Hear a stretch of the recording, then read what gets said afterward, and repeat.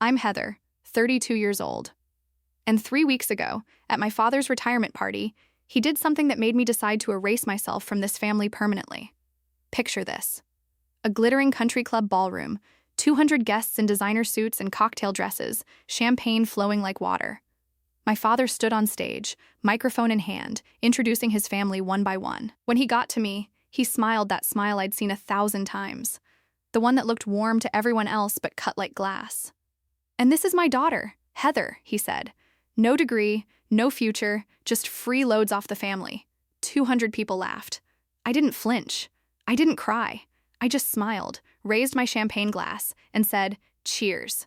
This is the last time any of you will see me." Then I walked out. The room went completely silent. What happened next? That's what I'm here to tell you. Before I continue, please take a moment to like and subscribe, but only if you genuinely want to know how this story ends. And let me know in the comments where you're watching from and what time it is there. Now, let me take you back 12 years to the day I was forced to leave college. The Evans family of Fairfield, Connecticut. That's how we were known. Upper middle class, respectable. My father, Richard Ivans, was CEO of a mid-sized logistics company. We had a 6-bedroom colonial on 2 acres, a Mercedes S-Class in the driveway, and a membership at the most exclusive country club in the county. From the outside, we looked perfect. My mother died when I was 8. Cancer, quick and brutal. I barely remember her face without looking at photographs, but I remember her hands, soft, always reaching for mine. 2 years later, my father remarried, Linda. She came with a son from her previous marriage, Marcus, 3 years older than me. Within months, they weren't just part of our family.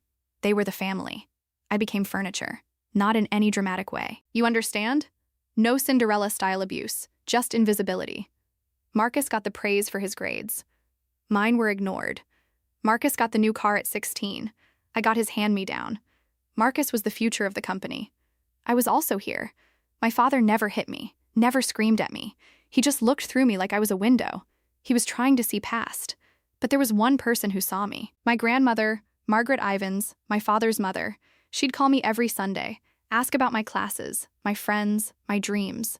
She'd say things like, "You remind me of myself at your age, Heather. Underestimated, but I see you." She left me something when she died.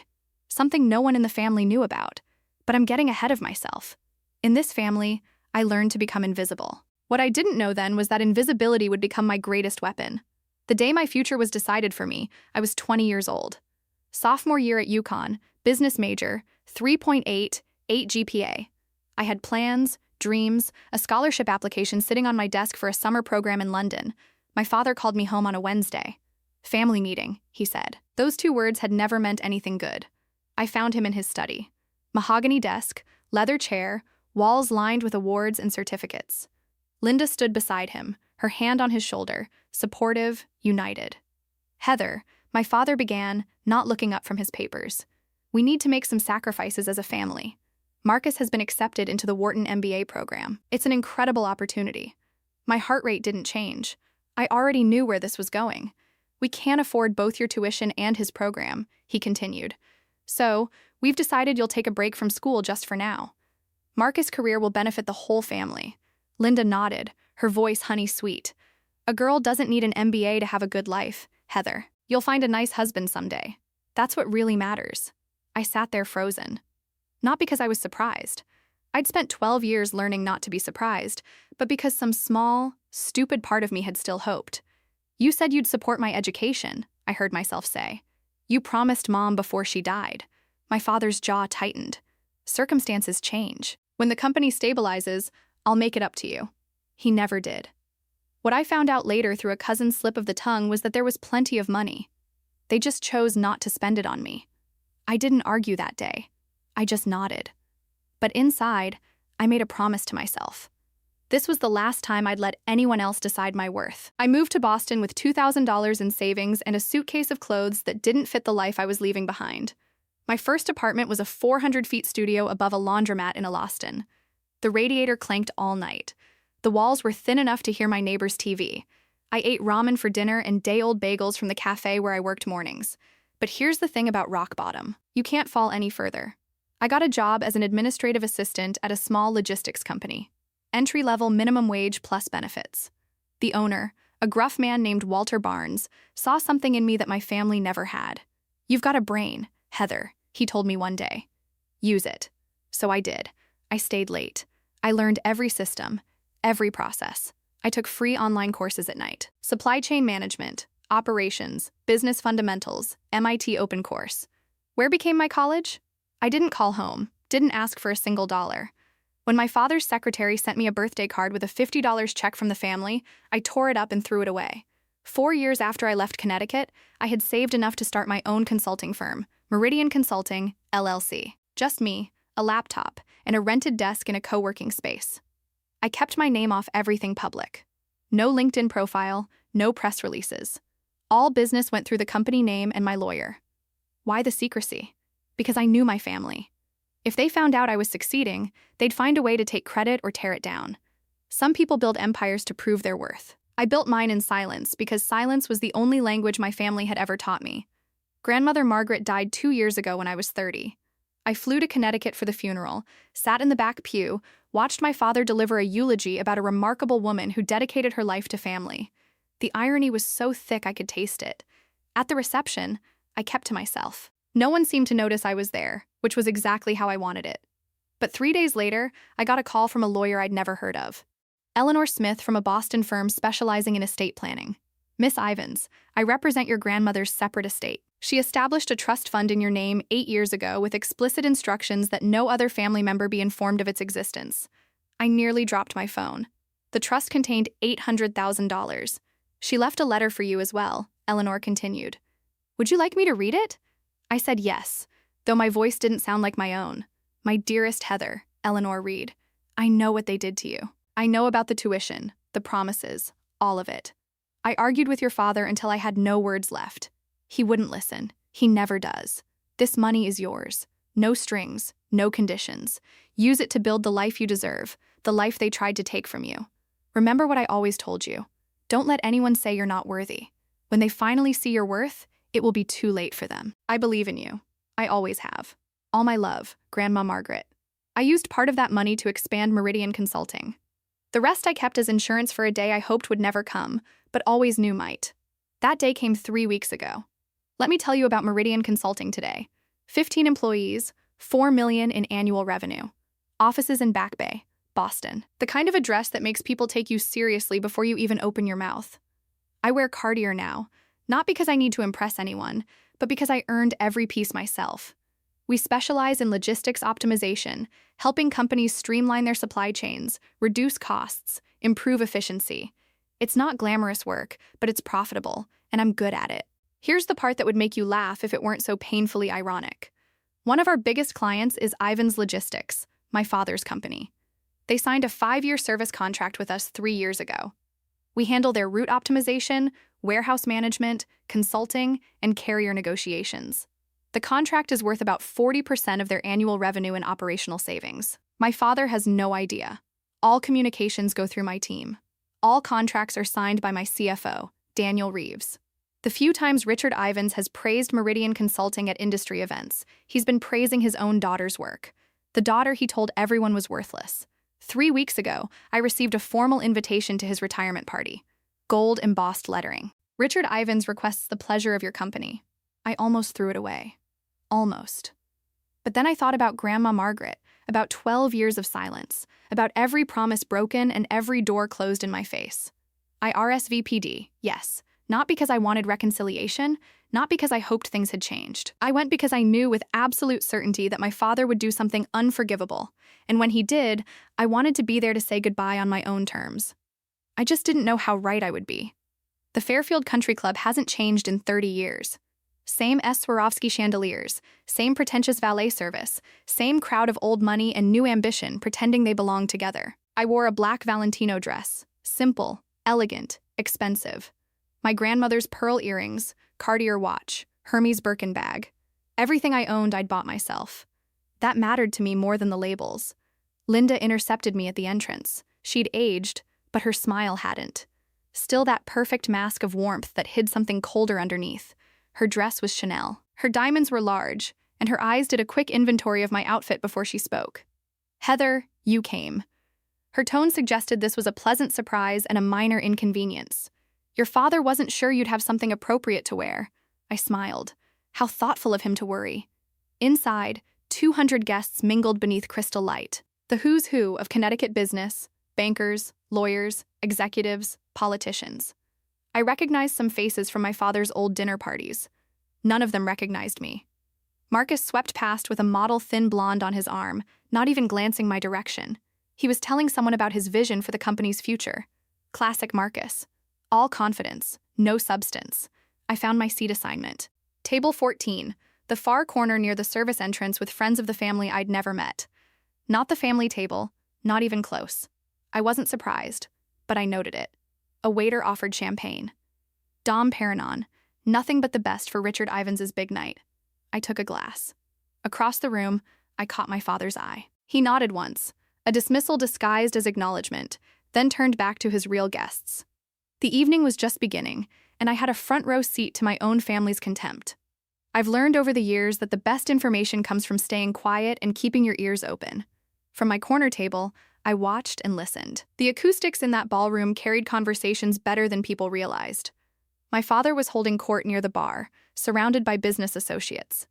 I heard him mention operational restructuring and strategic partnerships, standard executive speak. But then, Meridian Consulting has been transformative for us. He was saying to a silver-haired man I recognized as a major shipping executive. They're the backbone of our operations now. Whoever runs that company is a genius. The other man nodded. I've been trying to get a meeting with them for months. Very private operation. Do you know who's behind it? My father shrugged. Never met them personally. Everything goes through their legal team and account managers. But honestly, I don't care who they are as long as they keep delivering results. I took a sip of champagne to hide my smile. My phone buzzed. A text from Daniel, my CFO. Contract renewal docs from Ivan's Logistics arrived today. They want another 5 years. Waiting on your decision. I typed back. I'll have an answer by end of week. What my father didn't know, what nobody in that room knew, was that Meridian's contract with Ivan's Logistics was coming up for renewal. If we walked away, they'd lose 40% of their operational efficiency overnight. In logistics, that's not just an inconvenience. That's a death sentence. I hadn't decided what to do yet. Part of me wanted to keep the professional relationship separate from the personal toxicity. But as I watched my father bask in praise for his company's success built partly on my work, I felt something shift. Tonight would determine everything. I needed a refill on my champagne. Or maybe I just needed to move to shake off the strange energy building in my chest. At the bar, I ran into the extended family firing squad. Aunt Susan, Linda's younger sister, spotted me first. Her face did that thing where surprise becomes pity becomes condescension. In about half a second. Heather, oh my goodness, I almost didn't recognize you. She looked me up and down. You look well, still up in Boston doing whatever it is you do. Consulting, I said. Supply chain management. Oh, how nice. The way she said it made it sound like I told her I collected bottle caps. Are you seeing anyone? Your father mentioned you're still single. 32, right? Time flies. Before I could respond, Uncle David joined in. Richard was just telling me, you're still figuring things out. Nothing wrong with being a late bloomer. I suppose not everyone is meant for traditional success. I realized with cold clarity what had happened. My father had briefed them, given them talking points about the family disappointment, set the narrative before I even arrived. Richard said, you had some emotional difficulties after leaving school. Aunt Susan continued, lowering her voice conspiratorially. Mental health issues. So brave of you to come tonight despite everything. I felt my grip tighten on my champagne glass. Not from hurt. I was long past that from the sheer audacity. I appreciate the concern, I said, keeping my voice steady. But I'm doing very well, actually. Better than I've ever been. They exchanged glances. The kind that says, poor thing doesn't even know how far she's fallen. I excused myself before I said something I'd regret. But a plan was forming in my mind. Cold, clear, inevitable. Marcus found me on the terrace, looking out at the golf course. The September air was cool, and the stars were just starting to appear. Well, his voice came from behind me, heavy with contempt. The prodigal daughter. I didn't turn around. Marcus. He stepped beside me close enough that I could smell his cologne. Tom Ford, probably a gift from our father. Dad's about to give his speech. Wanted to make sure you weren't planning any dramatic scenes. Why would I do that? Because you've always been jealous. He said it like it was established fact. The The way you stormed off after the tuition decision, the way you disappeared to Boston like some wounded animal. You've never gotten over it. Now I turned, looked at my stepbrother in his $5,000 suit, his Rolex, his perfectly styled hair. Is that what you tell yourself? His eyes hardened. I heard you started some kind of company up there playing businesswoman. He laughed short and cruel. How long until it fails? 6 months? A year? Then you'll come crawling back, begging Dad for help. I won't. You will. You always do. You're weak, Heather. You always have been. I could have told him then about Meridian, about the contract, about how his precious company's success was built on the work of the sister he dismissed. But I didn't, because some revelations need the right stage. You know what, Marcus? You can believe whatever makes you feel better. I started to walk past him, but I promise you this. After tonight, you're going to wish you'd treated me differently. His laugh followed me inside, dismissive, arrogant. He had no idea what was coming. None of them did. The ballroom lights dimmed. A spotlight hit the stage. My father climbed the steps to thunderous applause, the conquering hero of Connecticut logistics, taking his final bow. Thank you. Thank you, he said, his voice carrying that practiced warmth he'd perfected over decades. 40 years in this business. It's been one hell of a ride. Laughter, more applause. He began his speech thanking partners, employees, mentors, thanking God, thanking luck, taking credit for everything. Then came the family segment. I couldn't have done any of this without my incredible wife, Linda. He gestured to her table. 30 years of putting up with my late nights and business trips. You're a saint. More applause. Linda dabbed at her eyes perfectly on cue. And my son Marcus, who will be taking over as CEO come January. Richard beamed with pride. The future of Ivan's logistics.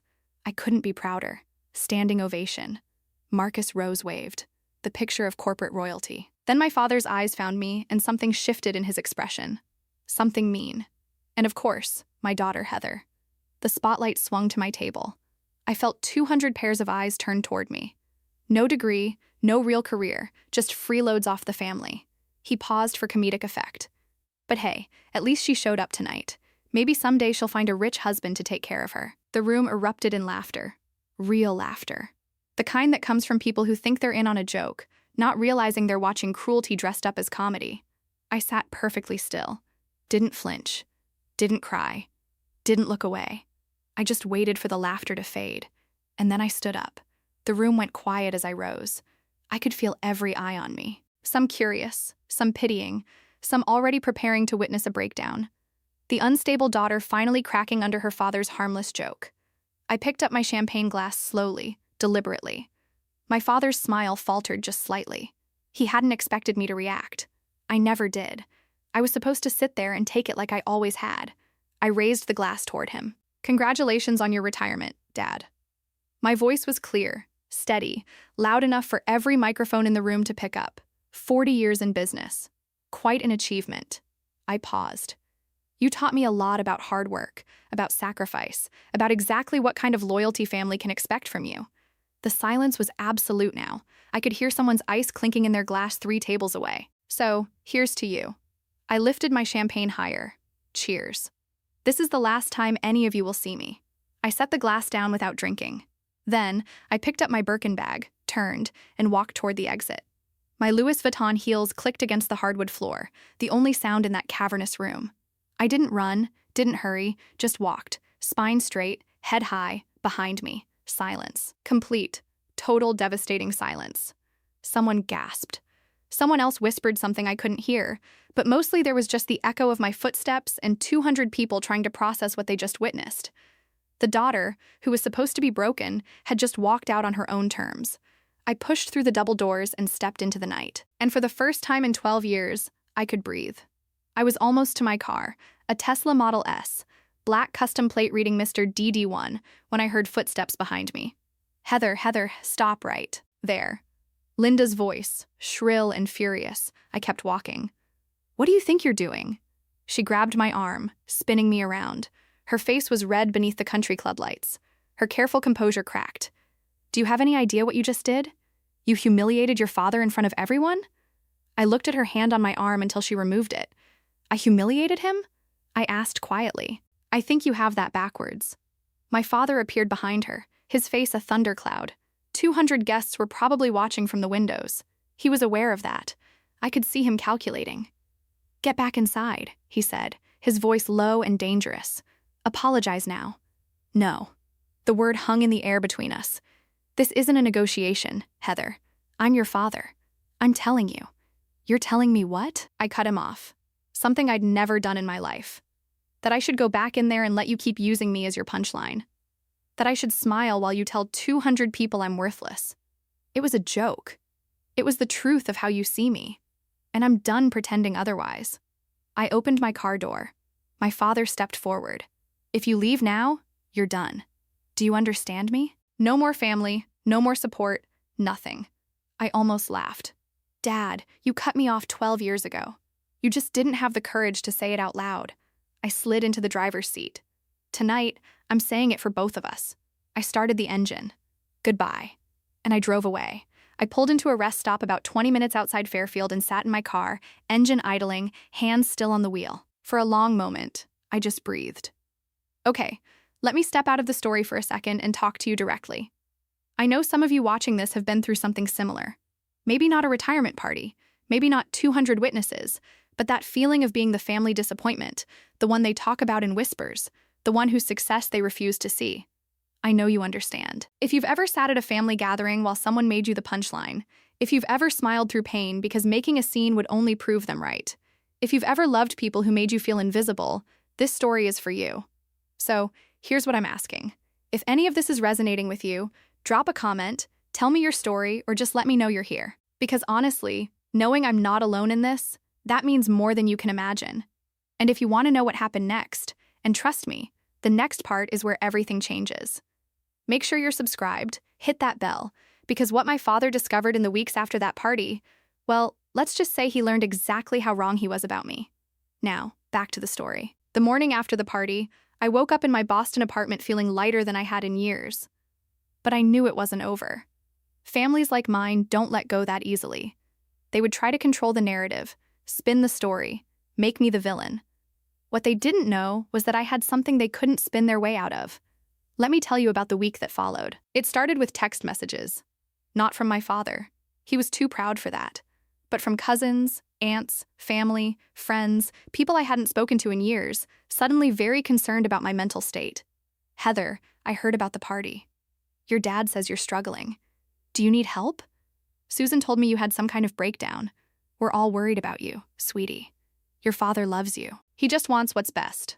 Maybe you should apologize and come home." The narrative was already being written. Poor Heather, unstable, jealous, had some kind of episode at the party. Richard Ivins, patient, loving father, doing his best with a troubled daughter. I didn't respond to any of them. Then came the more interesting call. My phone rang on Tuesday afternoon. A Connecticut number I didn't recognize. I answered anyway. "Miss Ivins, this is James Crawford. I'm a partner at Ivins Logistics." The voice was polished, professional. "I'm calling on behalf of Richard. He'd like to discuss mending fences." "Really? Between you and me, there's been some concerning chatter about your connection to certain business partners. Rumors? Probably nothing. But Richard thought it would be good to clear the air." I went cold. Rumors? Business partners? They were fishing. "What kind of rumors?" I asked, keeping my voice neutral. "Oh, something about our consulting partners at Meridian. Someone thought they had seen you at their offices once. I'm sure it's a misunderstanding." My mind raced. How? Who had seen me when? "I'm not sure what you're referring to," I said. "But please tell my father I have nothing to discuss with him." I hung up. They were getting close, closer than I'd realized. It was time to stop waiting and start acting. While I was fielding concerned texts in Boston, my father was facing a different kind of crisis in Connecticut. I learned later, much later, what happened in that boardroom. Richard Ivins had walked into what should have been a routine quarterly meeting. Instead, his CFO looked like he'd seen a ghost. "We have a problem with Meridian Consulting," the CFO said, sliding a folder across the mahogany table. "Their contract is up for renewal in 6 months. They haven't responded to our extension offer." Richard frowned. "So, send another offer. Increase the terms if you have to. We've tried 3 times. Their legal team just says under review, then call their executives directly. We've tried that, too." The CFO shifted uncomfortably. "Sir, Meridian Consulting is extremely private. No one meets with their leadership. Everything goes through intermediaries. Richard's frown deepened. We've been working with them for 3 years. Someone must have met with them. No, sir. It's all been virtual meetings, legal representatives, account managers. No one at this company has ever met the actual ownership. A long silence. If they walk away from us, the CFO continued, we lose 40% of our operational efficiency overnight. It would take at least 18 months to find a replacement, and that's optimistic. In this market, I know what it means, Richard snapped. He stared at the folder. Something was nagging at him. The timing, the silence, the fact that this was happening right after find out who owns that company, he said. I don't care what it takes. I want a name by end of week. What Richard didn't know, what he was about to discover, was that the name he was looking for was already on his family tree. Thursday evening, my phone rang. Linda. I almost didn't answer, but curiosity got the better of me. Heather, sweetheart. Her voice was honey and sugar. The performance of a lifetime. I've been so worried about you. Have you? Of course. Your family. That's what family does. She laughed softly, as if we were sharing a private joke. Listen, about the party. Your father feels terrible. He didn't mean what he said. You know how he is. He was nervous trying to be funny. He said, I had no future and no worth in front of 200 people. He exaggerates when he's anxious. You know that. Linda paused, recalibrating. Why don't you come home this weekend? We could have dinner. Just the 4 of us. Clear the air. Start fresh. I could picture her sitting in that pristine living room, rehearsing this call, planning exactly which buttons to push. The concerned mother, the peacemaker, the bridge between troubled daughter and wounded father. Does Dad want to apologize? I asked. A slight hesitation. He wants to move forward. That's what matters, isn't it? So, no apology. Heather, don't be difficult. We're trying to help you. Help me? Now? I laughed. Linda, you've spent 22 years making sure I knew I wasn't really part of this family. Now you're calling to help me. Why? Another pause. Longer this time. I think we both know there's more going on here than just family drama, she said, her voice dropping its warmth. Whatever you're planning, and I know you're planning something, it would be better for everyone if you just came home and talked this through. No. I hung up before she could respond. They knew something. They just didn't know how much to be afraid of yet. The next morning, I drove to Eleanor Smith's office in downtown Boston. Eleanor had been my grandmother's lawyer, and since the trust fund had become mine, her office was sleek and efficient.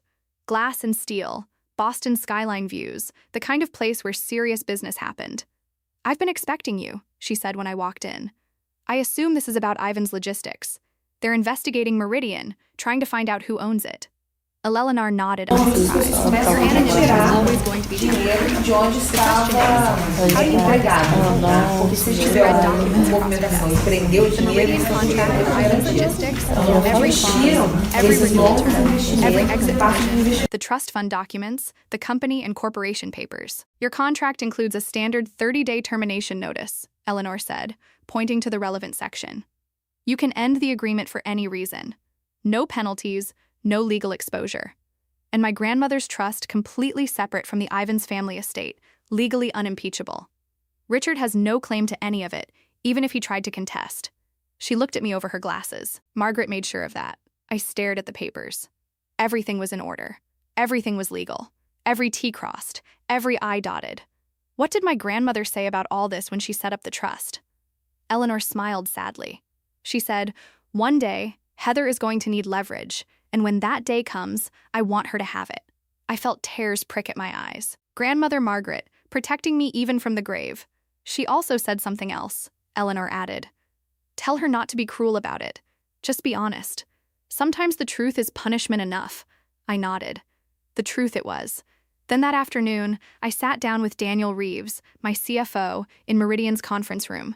Daniel had been with me since year 2. He knew everything about my family, about Ivan's logistics, about why I'd kept my name off the paperwork. He was loyal, competent, and the closest thing I had to a true ally. They want to renew the contract, he said, scrolling through his tablet. 5 more years actually increased the terms by 12%. They're nervous.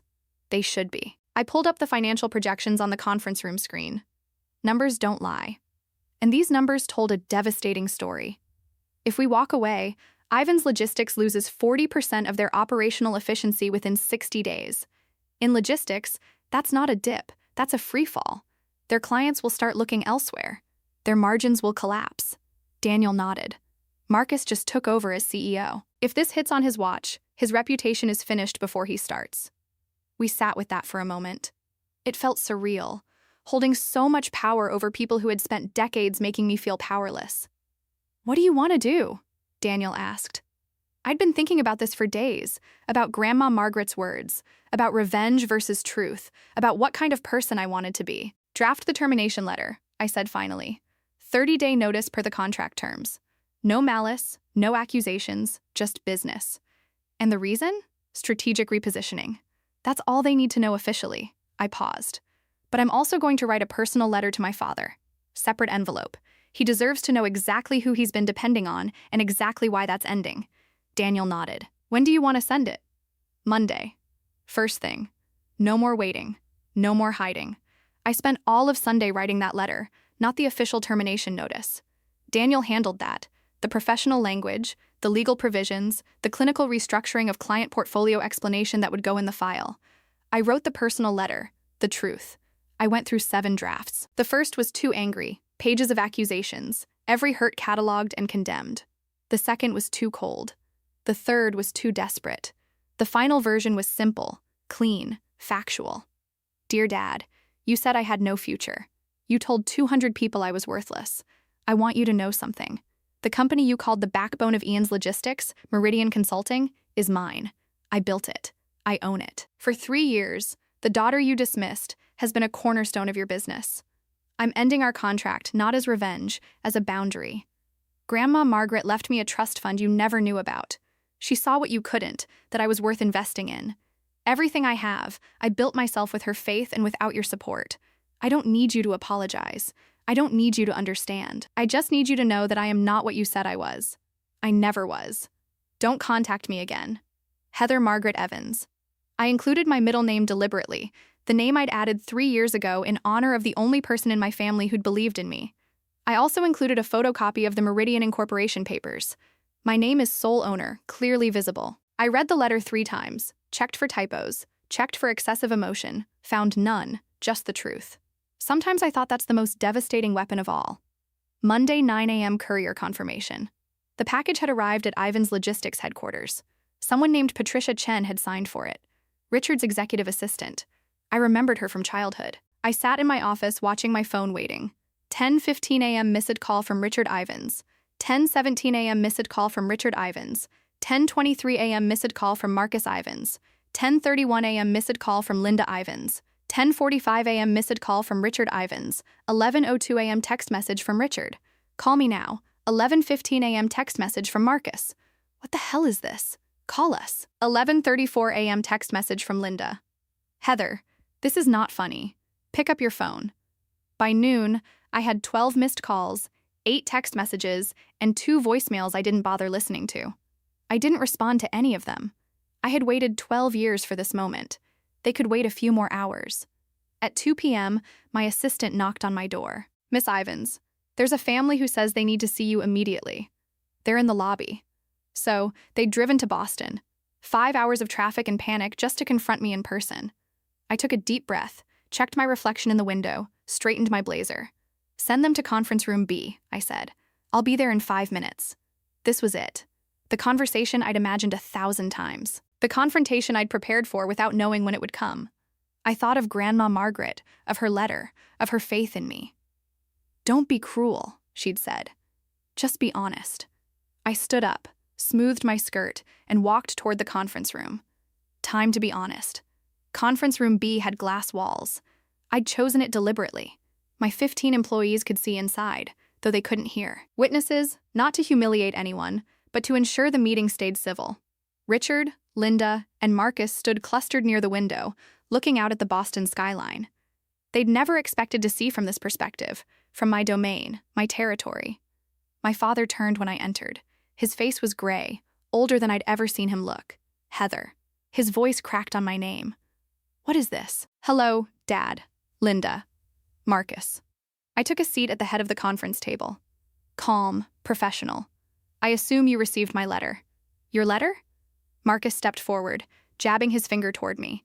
You can't just. This isn't sit down, Marcus. My voice was quiet but firm. I won't discuss anything with you. Yelling across the room, he looked at my father uncertain. Richard nodded sharply. They sat. For a long moment, no one spoke. Finally, Richard leaned forward. This is all some kind of misunderstanding. What part? Meridian Consulting. You can't possibly a company like that. You didn't. I did. I slid a folder across the table. Company registration, tax filings, client list. 3 years ago, your company signed a contract with mine. You praised my work at industry events. You called us transformative. You just didn't know you were praising me. Linda's face had gone pale. But you don't have a degree. You were just a what, Linda? A disappointment? A failure? I shook my head. I was a 20-year-old who was told to sacrifice her future. I built something anyway. Silence. My father stared at the documents like they might burst into flames if he looked hard enough. Okay. Richard's voice was strained, the mask of corporate composure cracking. I apologize. I apologize about the party. Is that what you want to hear? I'm sorry. Now, can we talk about the contract? You're sorry because you need something from me. That's not an apology. For God's sake, Heather. Marcus slammed his palm on the table. Do you know what happens if you pull this contract? 20% of our workforce gone because of your petty revenge. It's not revenge. It's a business decision. He was standing now, veins in his neck visible. You've been planning this for years, waiting to destroy us. This is sick. I planned nothing. I kept my voice level. I built a company. Your company chose to become dependent on mine. That's not my fault. You could have told us, Linda interjected, her voice high and strained. You could have said something. When? When you told me I didn't need education because I'd find a husband. When you spread rumors that I had mental health problems when she had no answer. I turned to my father. You want to know the worst part, Dad? I would have kept the contract going. I wasn't planning any of this. But then you stood in front of 200 people and told them I was worthless, that I had no future. I paused. You chose this, not me. Richard's jaw worked. For a moment, just a moment. I thought I saw something like recognition in his eyes, like he finally understood what he'd done. Then it was gone. What do you want? He asked flatly. Nothing you can give me. There must be something. You're not listening. I don't want anything from you. I never did. I just want you to know the truth. Fine. Richard's voice went cold. The vulnerability was gone, replaced by the steel I'd known my whole life. If that's how you want to play this, you walk away from this family. You're done. No inheritance. Nothing. I almost laughed. Dad, you cut me off at 20 years old. What inheritance? I could make things very difficult for you. I have connections, lawyers. On what grounds? I leaned forward. Every document is legal. Every contract was signed in good faith. There's nothing here you can sue me for, and we both know it. He glared at me. Don't be so sure. Actually, I am sure because my lawyer, who is also Grandma Margaret's lawyer, has already reviewed every possible angle. I let that sink in. You remember Eleanor Smith? Margaret used her specifically because she knew you'd try something like this someday. Linda gasped. Margaret knew about all of this. She left me a trust fund, $800,000, specifically structured so you couldn't touch it. I pulled out a photocopy of the trust document. She knew exactly what kind of family she raised. That's why she protected me from it. Richard's face went from red to white. She had no right. She had every right. It was her money. I stood. This meeting is over. Heather, we're done. I've said everything I came to say. I walked toward the door, then paused. One more thing. If you contact me again, calls, texts, showing up at my office, I will release every email, every document, every record of how this family has treated me. All of it is legal. All of it is backed up. And all of it would make a very interesting story for the business press. I opened the door. The receptionist will show you out. I stood in the doorway watching them gather themselves. 3 people who had spent my entire life making me feel small now, looking very small themselves. My father rose slowly like an old man suddenly aware of his age. Linda clutched her handbag like a shield. Marcus stared at me with something new in his eyes. Not contempt anymore, but fear. This isn't over, Marcus said. Yes, it is. I meant it. Every word. I spent 12 years building a life you tried to convince me I couldn't have. I did it without your help, without your approval, without your permission, and I'll continue to do it without any of you in my life. Linda's lower lip trembled, the performance of motherly concern. Heather, please. We're family. We share blood, Linda. That's all we share. I held the door open wider. I'm not asking for an apology.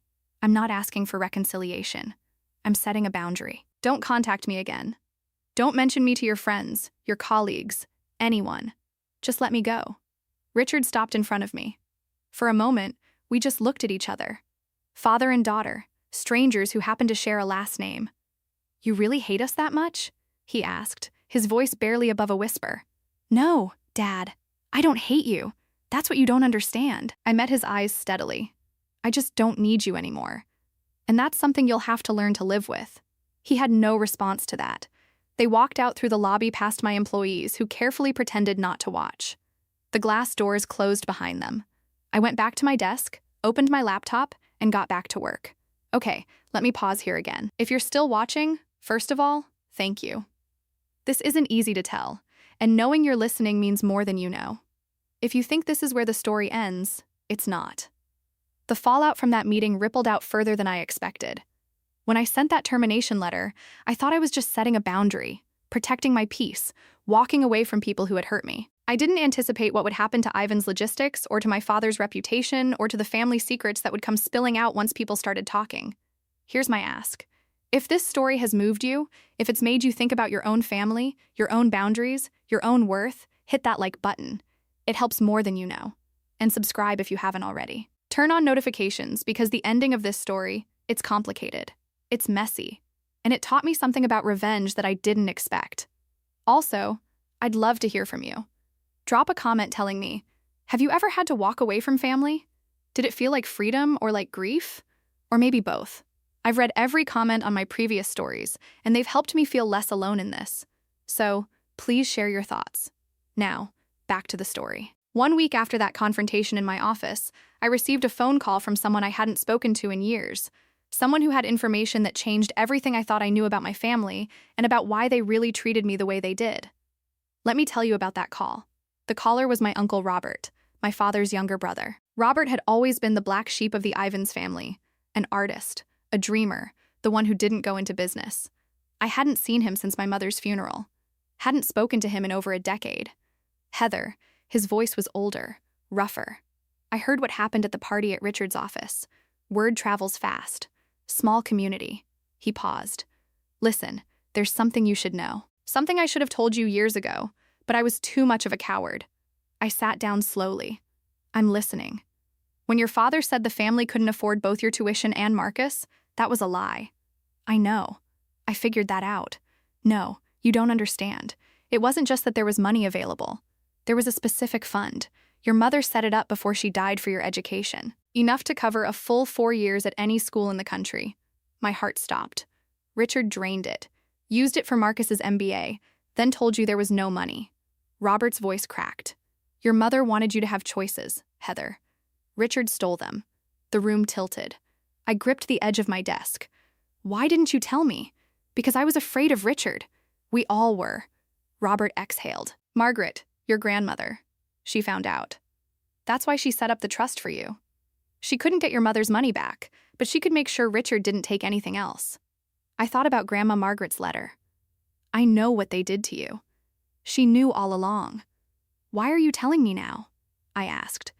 Because it's time the truth came out. All of it. He wasn't done. 2 months after I terminated the Meridian contract, the consequences became public. I wasn't trying to monitor what happened to Ivan's logistics. Honestly, I was trying to move on. But in the Connecticut business community, news travels fast, especially bad news. The company announced a 20% workforce reduction, 70 employees laid off right before the holidays. The press release blamed market conditions and strategic restructuring, but everyone knew the real story. Their biggest consulting partner had walked away and they couldn't recover. Marcus, barely 3 months into his role as CEO, was already being questioned by the board. His vision for the future was crumbling under the weight of his father's bridge burning. Richard came out of retirement to help manage the crisis. The triumphant exit he'd planned, the legacy he'd built, was unraveling, but the real damage was to their reputation. Word spread. Not from me. I kept my mouth shut. But 200 people had watched my father humiliate his daughter at that party. And when those same people heard that the daughter was actually his company's most important business partner, the whispers started. "Did you hear about Richard Ivins?" Mocked his own daughter. Turns out she was keeping his company afloat. Always thought there was something off about that family. In Connecticut business circles, reputation is everything. And Richard's was crumbling. A former colleague told me that at a recent industry dinner, Richard sat alone. No one wanted to be associated with the man who'd publicly disowned the daughter who'd secretly been his backbone. I didn't feel triumphant hearing this. I didn't feel satisfied. I just felt tired. Grandma Margaret had been right. Sometimes the truth is punishment enough. I didn't have to do anything else. The truth did it all by itself. 6 months later, I sat in a therapist's office in Beacon Hill. Not because I was falling apart, because I was finally ready to put myself back together. "You don't seem like someone who needs therapy," Dr. Patel said during our first session. "Everyone needs therapy," I replied. "I'm just finally letting myself admit it." We talked about my family, about the years of invisibility, about the burden of building success in silence, about the strange grief of cutting ties with people who were supposed to love me. "Do you regret what you did?" she asked. "No," and I meant it. I regret that it had to happen, but I don't regret protecting myself. Outside of therapy, my life was good. Better than good.